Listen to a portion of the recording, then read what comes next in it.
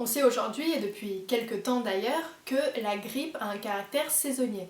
Ça veut dire qu'elle apparaît à l'automne et à l'hiver et disparaît au printemps et à l'été. Mais est-ce que c'est le cas également pour le SARS-CoV-2, qui est le virus à l'origine du Covid-19 ? De manière très pragmatique, on observe autour de nous que la circulation du virus a diminué.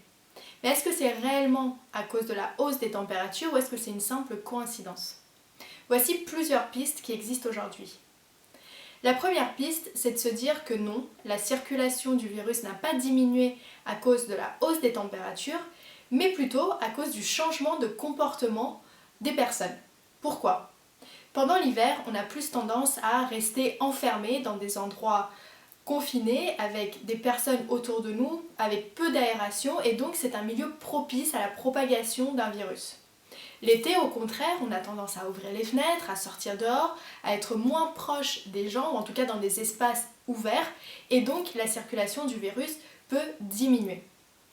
Cette première piste montre donc que c'est le comportement humain qui influence la circulation du virus et non pas la température. Deuxième piste, c'est que effectivement la température a un impact sur le virus. Des tests in vitro ont montré que si on expose le virus pendant plus de 30 minutes à 56 degrés minimum, le virus va être détruit. Alors, bien évidemment, on n'a pas des températures aussi élevées sur Terre. On ne peut donc pas espérer que ce soit tout simplement la chaleur qui puisse tuer ce virus. Néanmoins, des études chinoises ont démontré que toute hausse d'1 degré de la température entraîne une diminution de 3% du nombre de nouveaux cas. Enfin, la dernière piste, c'est celle qui est peut-être la plus sûre, celle sur laquelle on a le plus de données, c'est la piste des UV.